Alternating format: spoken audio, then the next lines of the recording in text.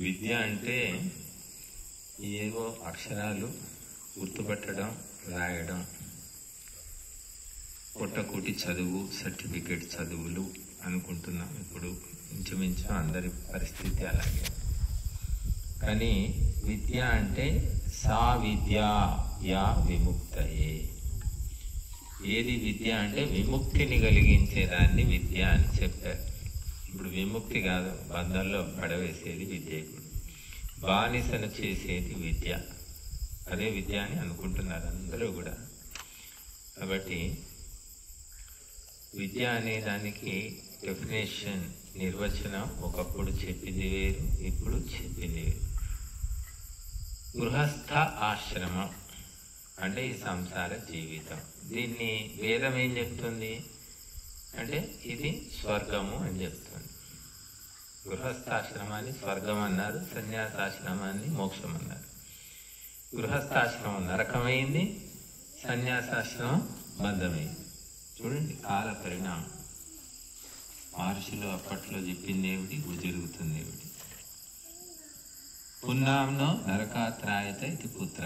పున్నామ నరకం నుంచి తప్పించేవాడు పుత్రుడు. అప్పుడు చెప్పింది. ఇప్పుడేంటి, వాడే నరకం సృష్టిస్తాడు, యమకింకరుడే, వాడే పుత్రుడు. ఇప్పుడున్న నిర్వచనం.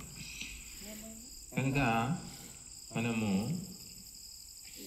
గీతలో కూడా అందరూ విద్య అంటే ఏంటి, గీత ఏం చెప్తుంది చెప్పండి. What is the definition of విద్య? అధ్యాత్మ విద్యా విద్యానాం. అన్ని విద్యల్లో అధ్యాత్మ విద్యను నేనే అంటే ఏమిటి? అధ్యాత్మ విద్య అంటే స్పిరిచువల్ ఎడ్యుకేషన్. ఇది భగవంతుడే అన్నమాట. భగవంతుడిని తెలుసుకున్నట్టే ఇంకా స్పిరిచువల్ ఎడ్యుకేషన్. అసలు మోరల్ ఎడ్యుకేషన్ లేదు, సోషల్ ఎడ్యుకేషన్ లేదు, హెల్త్ ఎడ్యుకేషన్ లేదు. ఇంకా స్పిరిచువల్ ఇప్పుడు తెలుస్తుంది. చెత్త అంతా నింపేస్తున్నారు చిన్నప్పుడే.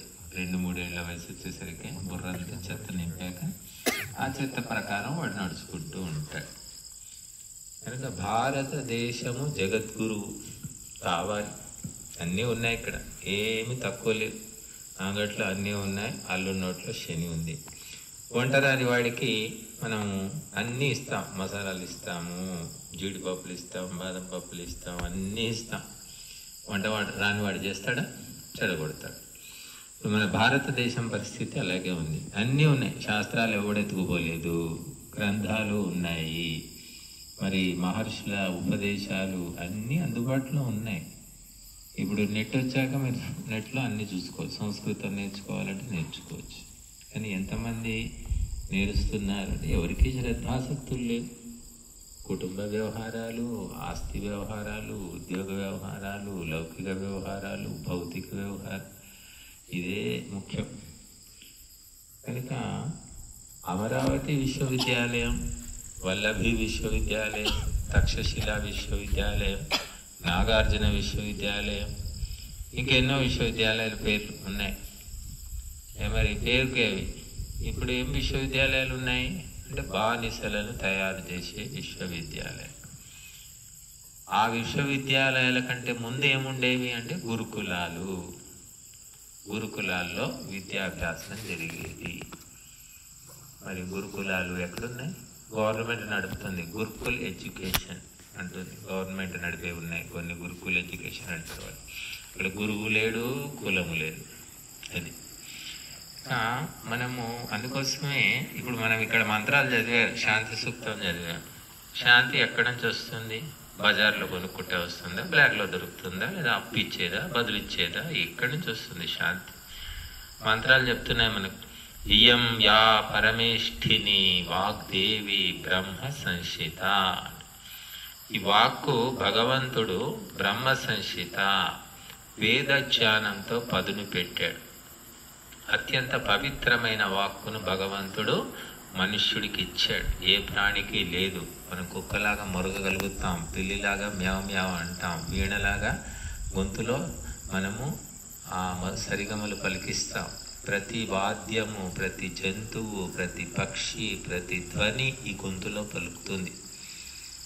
ఇంకా సప్తస్వరాలు చెప్పనవసరం లేదు. ఆ విధంగా ఆ గొంతును తయారు చేసి భగవంతుడు ఇచ్చాడు మనకు.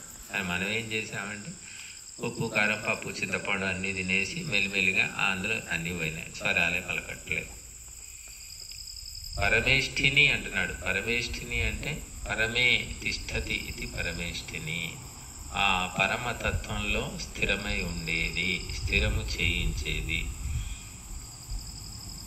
వాగ్దేవి, వాక్కు ఎవరు అంటే ఒక దేవి, ఒక దేవత. వాక్కు దేవత. ఇప్పుడు ఏమైంది? దయ్యమైంది. నోరు తెరిస్తే తిట్లు, శాపాలు, అరుపులు, పెడబొబ్బలు, చాడీలు, అబద్ధాలు. అంతే కదా. వాగ్దేవి ఎక్కడుంది? ఇప్పుడు దేవత ఉందా? ఎందుకు ఇవన్నీ ఎక్కడి నుంచి వస్తున్నాయంటే నీ ఆహారము, వ్యవహారము, సంస్కారము అన్నీ. తిడితేనే భయపడతారండి, తిట్టకుండా అసలు వినరు పిల్లలు. అసలు పిల్లలకు తిట్టాలి, మరి అసలు తిట్టకుండా వినరండి అంటారు. ఈ వాగ్దేవిగా భగవంతుడు ఈ వాక్కును మనకిస్తే దాన్ని ఏమేమో చేసి వాగ్దయ్యంగా చేసేసాడు. భూతం, పిశాచం. ఏయైవ ససృజే ఘోరం. ఈ వాగ్దేవి ఏం చేస్తుంది అంటే దీన్ని సక్రమంగా వాడుకుంటేనేమో శాంతి, సక్రమంగా వాడుకోకపోతే ఘోరం. రెండు పనులు చేస్తుందట వాగ్దేవత. ఒకటి ఘోరాలు సృష్టిస్తుంది, ఇంకొకటి శాంతిని సృష్టిస్తుంది. నోటితో మంచి మాటలు చెప్పి మంచి పాటలు పాడితే మంచి విషయాలు మనం అందరికీ తెలియజేస్తే అందరికీ శాంతి కలుగుతుంది. చెత్త నేర్చుకొని చెత్త ప్రచారం చేస్తూ ఉంటే అశాంతి కలుగుతుంది. ఈనాడు చెత్త ప్రచారం జరుగుతుంది. బైబిల్ ఒక చెత్త పుస్తకం, ఖురాన్ ఒక చెత్త పుస్తకం, కానీ దాని వెనుక వందలు వేలు లక్షల మంది ఉన్నారు. ఒక ప్లానింగ్ ఉంది, ఒక ఉపాయం ఉంది, ఒక త్యాగం ఉంది, ఒక తపస్సు ఉంది, ఒక డిసిప్లైన్. నలుగురు దొంగలు కలిసి చాలా క్రమశిక్షణగా ఆలోచించి తెలివిగా ఒక బ్యాంకునే దోచుకోగలుగుతారు. నలుగురు దొరలు, బుద్ధిమంతులు మరి ఐకమత్యంగా ఉంటే వాళ్ళు ఎంతో చేయగలుగుతారు. కానీ బుద్ధిమంతులు ఐకమత్యంగా ఉండడం మనకు అనిపించదు. కనుక ఈనాడు ప్రపంచం అంతా ఈ దుష్ట వాక్కు చలామణి అవుతుంది. దేవతల వాణి, దేవవాణి అంటాం. సంస్కృతం అంటే గీర్వాణి, దేవతల భాష, సుర భాష అంటాం. ఈ భాష చెప్పేవాళ్ళెవరు, వినేవాళ్ళెవరు, మాట్లాడేవాళ్ళెవరు? ప్రభుత్వానికి గుర్తింపు ఉందా అసలు? సరే, ప్రభుత్వాన్ని పక్కన పెడదాం. వ్యక్తిగతంగా హిందువులు ఎంతమంది సంస్కృత భాషను తాము కాపాడుకుంటున్నారు? ఇజ్రాయిల్ వాళ్ళు 2000 ఏళ్ళు వాళ్ళ భాషను ఎక్కడెక్కడో విదేశాల్లో కాపాడుకున్నారు. మన స్వదేశంలో ఉండే మర్చిపోతున్నాం. కనుక ఈ వాక్కు వల్ల అనేక గొప్ప మహిమలు, గొప్ప గొప్ప లాభాలు జరుగుతాయి సక్రమంగా ప్రయోగిస్తే. ససృజే అంటుంది. ఇక వాక్కును నువ్వు సరిగ్గా ప్రయోగిస్తే శాంతి, లేకపోతే అశాంతి, ఘోరము. అలాగే మనసు కూడా అంతే. నువ్వు మనసుతోటి ఏం ఆలోచించాలి అది ఆలోచిస్తున్నావు, చెత్త ఆలోచిస్తున్నావు, అశాంతి. గతంలో జరిగినవి, నష్టపోయినవి, బాధపడ్డవి, ఏమేమో మనకు నెగిటివ్ అంటే ప్రతికూలమైనవన్నీ గుర్తుపెట్టుకుంటారు చాలా మంది. తిట్లు, ఇక తిట్లు అయితే ఎట్లా గుర్తుంటాయంటే పొల్లు పోకుండా గుర్తుంటాయి. 10 ఏళ్ల కింద తిట్టిన తిట్లు ఇప్పటికి గుర్తుపెట్టుకుంటారు. వాళ్ళతో మాటలు మానేస్తారు. మానేయడం మంచిదే, కాకపోతే ఆ తిట్లు గుర్తుపెట్టుకుంటారు. కొంతమంది ఈ దీవెనలు, ఉపదేశాలు గుర్తుపెట్టుకునే వాళ్ళు చాలా తక్కువ. ఎవరో చెప్తూ ఉంటారు మాకు అప్పుడప్పుడు అక్కడక్కడ కలిసి, స్వామీజీ మీరు మా ఊరు వచ్చారు స్వామీజీ, మాకు ఇవి ఆ రోజు కొన్ని చెప్పారు, మాకు ఈ విషయం చెప్పారండి అంటే అవునా అంటాను. నాకేం గుర్తుంటుంది. మంచి విషయాలు గుర్తుపెట్టుకునే వాళ్ళు చాలా తక్కువ. చెడ్డ విషయాలు బాగా గుర్తుపెట్టుకుంటారు. దానివల్ల ఏమవుతుందంటే వాళ్ళు నెగిటివ్ పర్సన్స్ అంటారు. చెడు తప్ప వాళ్ళకి మంచిగా కనబడదు. ఇంకా వాళ్ళకి ఎంత చెప్పినా వేస్ట్, నెగిటివ్ మైండ్స్ అంటారు. మంచి పాజిటివ్ మైండ్ ఉన్న వాళ్ళేమో మంచినే గుర్తుపెట్టుకుంటారు, చెడును వదిలేస్తారు. ఉపేక్ష అంటారు. ఉపేక్ష అంటే పట్టించుకోరు, వదిలిపెట్టేస్తారు. ప్రత్యేకంగా గుర్తుపెట్టుకోరు. ఆ పలానా వ్యక్తి ఏదో తిట్టాడు అంతే, ఆ వ్యక్తి దూరం ఉండడం అంతే. కానీ తిట్లు గుర్తుపెట్టుకొని ప్రతీకారం తెచ్చుకుందాం, వాళ్ళని ఎలా తిట్టాలి, అవకాశం ఎప్పుడు దొరుకుతుంది, ఇవేమీ ఆలోచించారు.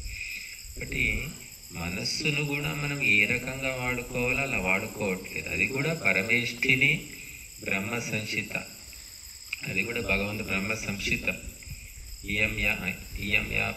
ఇదం యత్ పరమేష్ఠినం మనో వాం బ్రహ్మ సంహిత. కాబట్టి దానితో కూడా ఘోరాలు జరుగుతాయి. మనసులో చెత్త నింపుకుంటే పీడకలలు వస్తాయి, కలవరింతలు వస్తాయి, మరి మానసిక రోగాలు వస్తాయి, రకరకాల సమస్యలు వస్తాయి. మనస్సును మనం డిలీట్ చేసుకోవాలి. ఫోన్లో డిలీట్ చేయకుండా అలాగే నింపి పెట్టుకోండి, ఫోను పనిచేయదు, ఆగిపోతుంది, పనిచేయదు. పిచ్చి పట్టింది. కొంతమంది పిచ్చి పిచ్చిగా ప్రవర్తిస్తారు. ఎందుకు అంటే చెత్త నిండిపోయింది. గత జన్మదో ఈ జన్మదో అన్నీ కూడా నిండిపోతాయి. అంటే డిలీట్ చేయాలి, వదిలించుకోవాలి. అందుకని గతంలో జరిగినటువంటి నేరాలు, ఘోరాలు, మనకు జరిగిన నష్టాలు అన్నీ కూడా డిలీట్ చేసుకుంటే మనసు ప్రశాంతంగా ఉంటుంది. అవన్నీ గుర్తుపెట్టుకొని వచ్చే జన్మకు మూట కట్టుకొని తీసుకొని పోతావా? చాలామంది అలాగే ఉంటారు. వచ్చే జన్మకు తీసుకెళ్దాం ఇదంతా అనుకున్నట్టు ఉంటారు. మంచికి చోటు ఉండదు, ఇంకా వాళ్ళ జ్ఞాపకశక్తి ఉండదు, గుర్తు పెట్టుకోలేదు. అందుకే చిన్న చిన్న విషయాలు కూడా కొందరు చాలా గుర్తు పెట్టుకుంటుంటారు. మరి మంచి విషయాలు మాత్రం చచ్చిన గుర్తుండదు. అలాగే ఇంద్రియాలు కూడా అంతే. ఇంద్రియాలను కూడా సక్రమంగా వినియోగించుకుంటే మనం గొప్ప లాభాన్ని పొందుతాం. ఆ ఇంద్రియాలను కూడా అలాగా ఆ గుర్రాలను వదిలేసినట్టు, గాలికి వదిలేస్తే మైదానంలో ఇష్టం వచ్చినట్టు తిరుగుతున్నట్టు ఇంద్రియాలు తిరుగుతూ ఉంటాయి. ఇలాగ మనుష్యులు భగవంతుడు ఇచ్చిన దివ్యమైన దేవతలు లాంటి. అందులో మొట్టమొదటిది వాక్ అని చెప్పారు, రెండవది ఏంటి మనస్సు, తర్వాత ఇంద్రియాలు అన్నారు. ఇక్కడ మనస్సు కంటే వాక్కు చాలా ముఖ్యమైనటువంటి. ఇక వాక్కుతోటే మనస్సు తయారవుతుంది. కనుక వాక్కును పవిత్రంగా ఉంచుకోండి, శక్తిమంతంగా ఉంచుకోండి. అందుకు మీరేం చేయాలో చేయండి, త్యాగం చేయండి, తపస్సు చేయండి, ఏదైనా చేయండి. కనుక వాక్కు వజ్రాయుధం అన్నారు. అసురులు వాక్కుకు భయపడతారు. మంత్రం, వాక్కు ఏమిటి? మంత్రం. వాక్కు ఏమిటి? శ్లోకం. వాక్కు ఏమిటి? పద్యం. వాక్కు ఏమిటి? గీతం. అన్నీ శబ్ద బ్రహ్మ అన్నారు. ఆ శబ్ద బ్రహ్మను ఏం చేశాము? ఏమైపోయింది? శాసించడం. ఈ వర్షం పడాలి అంటే పడింది, మరి వర్షం ఆగిపోవాలంటే ఆగిపోయేది. తను బతుకుతాడంటే బతికాడు, చేస్తాడంటే చచ్చిపోతాడు. అంత శక్తివంతంగా వాక్కు ఉండేది. ఎందుకంటే ఎప్పుడు ఎక్కడ ఎంత ఎవరితో మాట్లాడాలో అంతే మాట్లాడేవాడు. ఇప్పుడు సొల్లు కబుర్లు, సెల్ ఫోన్ వచ్చాక సొల్లు కబుర్లు లేకపోయి అసలైన విషయాలు గుర్తుండవు, మాట్లాడలేము. కాబట్టి మనము ఈ వాక్కుతోటి మీరు అద్భుతాలు చేయండి అంటున్నారు, వేద వాక్కుతోటి. కనుక మన మానుషి వాక్కు మనకేం పనికిరాదండి. కనుక దైవీ వాక్కు అంటే వేద మంత్రాలు, యజ్ఞములో స్వాహాకారం చెప్తాము, ఇవన్నీ కూడా దివ్యమైన వాక్కు. దివ్యమైనటువంటి పదార్థాలు సేవిస్తే దివ్యవాణి పలుకుతుంది. ఇక అశుద్ధమైన, తామసికమైన, రాజసికమైన పదార్థాలు సేవిస్తే అటువంటి వాక్యం బయటకు వస్తుంది. కాబట్టి మనము ప్రపంచ శాంతిని, ఆత్మశాంతిని కలిగించే వాక్కును పలకాలి అంటే మరి అంత లోతుకు పోవాలి, ఆ రకంగా తీర్చిదిద్దుకోవాలి. కనుక మనము బస్తా బియ్యం, వడ్లు వదిలేసుకొని పొలంలో చల్లితే 100 బస్తాలు వస్తున్నాయి. బస్తా వడ్లు నేను వదిలిపెట్టను అంటే నీకు 100 బస్తాలు 100 1000 ఆ పంట మనకు రాదు. కనుక కొన్ని వదులుకుంటేనే కొన్ని సాధిస్తాము. నాకు అన్నీ కావాలి అంటే ఏమీ రావన్నమాట. కాబట్టి మీరు ఈ భారతదేశం విద్య అంటే ఆధ్యాత్మ విద్య, మిగతావి విద్యలు సెకండరీ అంటారు, గౌణ విద్యలు, ఫిజికల్ సెకండరీ ఎడ్యుకేషన్. కానీ స్పిరిచువల్ ఎడ్యుకేషన్ అనేది ప్రైమరీ. అందుకే మన దేశంలో విద్యావంతులు గౌరవం ఇవ్వడం అంటే ఏదో పొట్టకుడి చదువు చదివిన వాళ్ళకి కాదు. పూర్వం కూడా ఋషులు, మహర్షులు, వేదాంతులు, తపస్సులు, విద్వాంసులు, పండితులు వాళ్లకు గౌరవం ఇచ్చేవాళ్ళు. అంటే విద్యతో పాటు క్యారెక్టర్ కూడా ఉండేది వాళ్ళకు. ఇప్పుడు విద్యావంతులు కనపడతారు కానీ క్యారెక్టర్ కనబడదు. కనుక విద్య వేరు, క్యారెక్టర్ వేరు కాదు. విద్య ఉంది అంటే అక్కడ క్యారెక్టర్ కూడా ఉండేది ఒకప్పుడు. విద్య ఉంటుంది తప్ప క్యారెక్టర్ ఉండదు. ఎంఏ చదివే వాళ్ళు ఉంటారు, పిహెచ్డి చేసిన వాళ్ళు ఉంటారు, సిగరెట్ తాగుతుంటాడు, మందు తాగుతుంటారు, అసభ్యంగా మాట్లాడుతున్న బోలెడు మందిని చూశాను అలా. ఇప్పుడు క్యారెక్టర్ వేరైపోయింది, ఎడ్యుకేషన్ వేరైపోయింది. ఒకప్పుడు ఎడ్యుకేషనే క్యారెక్టర్. కనుక అటువంటి వాతావరణంలో ఈనాడు మనం ఉన్నాం. కనుక నిజమైన విద్య అంటే ఏమిటి? మనిషిని సంస్కరిస్తుంది, ఆ వాక్కును సంస్కరిస్తుంది, ఆత్మను సంస్కరిస్తుంది, జీవితాన్ని సంస్కరిస్తుంది, ఇతరులను కూడా బాగు చేస్తుంది. దీపం వెలిగించాక ఆ దీపాన్ని చూడడానికి ఇంకో దీపం వెలిగించి తేవాల్సిన అవసరం లేదు. ఆ దీపంతో ఆ దీపాన్ని గుర్తిస్తాము, ఆ దీపం వెలుగులో ఇతర వస్తువులు కూడా గుర్తిస్తాం. అలాగే విద్య అనే ప్రకాశము వచ్చింది అంటే నువ్వు బాగుపడతావు, నీ చుట్టూ ఉన్న వాళ్ళంతా బాగుపడతారు. ఇంకా విద్యా ప్రకాశము మనం పెంచుకోవాలంటే చిన్న చిన్న త్యాగాలు చేయాలి, వదులుకోవాలి. వదులుకుంటే తప్పకుండా మనకు ప్రధానమైనటువంటి ఆ వాగ్దేవత అనుగ్రహిస్తుంది. ఇంకా సరస్వతి ఎవరు అంటే సర్వశుక్ల సరస్వతి అన్నారు.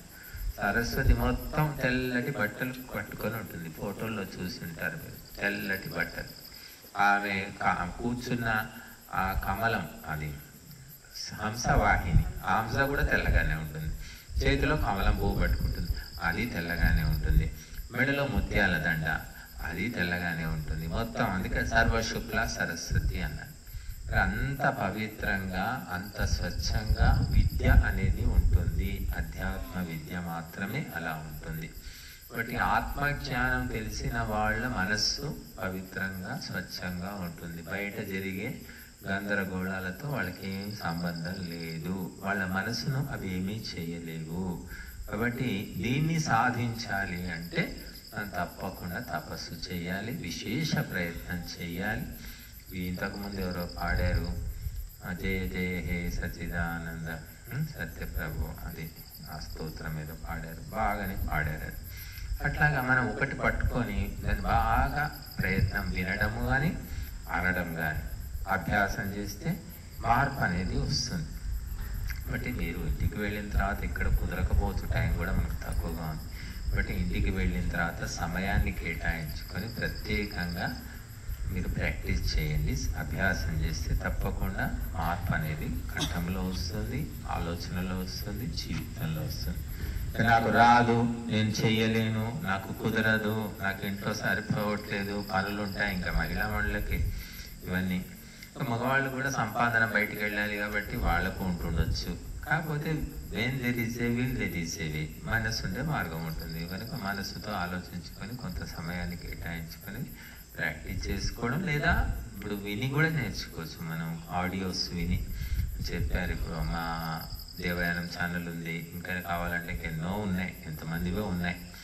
బాగుపడేవాడికి 100 దారులు, చెడిపోయేవాడికి ఒకటే దారి, ఆ ఒకటే దారిలో పోయి గోతులో పడి చేస్తాడు వాడు. కాబట్టి మీరందరూ కూడా విశేష ప్రయత్నం, విశేష మోటివేషన్ అంటే స్ఫూర్తిని పొంది దాన్ని ఆరిపోకుండా ఆ ఒలింపిక్ జ్యోతిని అన్ని దేశాలు తిప్పి తిప్పి ఎక్కడికి తీసుకెళ్తారు, మళ్ళీ అసలైన లక్ష్యానికి తీసుకెళ్తారు. ఒలింపిక్ జ్యోతి అంటారు, ఆరిపోకుండా. అది ఆ ఒలింపిక్ క్రీడలైన రోజులో వెలుగుతూ ఉంటుంది. అది అట్లా మనలో కూడా స్ఫూర్తి జ్యోతి అనేది వెలిగించుకోవాలి. రకరకాలుగా ఇంటికి పోగానే మళ్ళీ అన్ని లౌకికము, భౌతికము, ఆర్థికము, పారివారికము, రకరకాల సమస్యలు, ఆలోచనలు చుట్టుముడతాయి. బట్టి ఆ వాటిలోనే, ఆ కటిక చీకట్లోనే చిన్ని దీపాన్ని కాపాడుకుంటే అది నీకు దారి చూపిస్తుంది. కాబట్టి ఈ ధర్మజ్యోతిని, వేద జ్యోతిని మనం జాగ్రత్తగా కాపాడుకుంటే నీ జీవితం సుఖశాంతులతో విలసిల్లుతుంది. లేకపోతే మాత్రం నేర్చింది మెల్లిమెల్లిగా అంత మర్చిపోతాం. మళ్ళీ మనకు రాదులే, ఇది మనకు కుదరదులే అని ఒక రకమైన నిరాశావాదం కూడా వస్తుంది. నిరాశావాదం రాకుండా మనుషులు ఆ ధర్మజ్యోతిని, ఆ ఆత్మజ్యోతిని కాపాడుకుంటే జీవితంలో వెనక ముందుగా విజయాన్ని సాధిస్తారు. ఓం శాంతి.